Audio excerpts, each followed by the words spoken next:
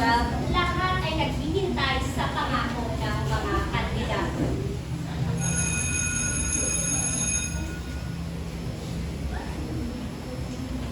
Mga kaklase, kapag ako nanalo, wala nang assignment ka na Friday! Di ba gusto niyo yun?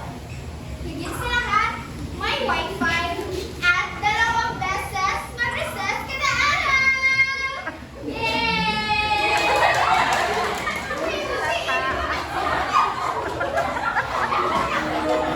Nagano na rin. Libre ng recreations. Bukas na. Sandali, anak.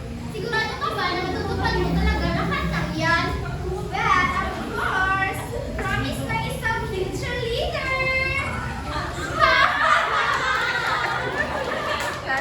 Nanalo si Strobelina.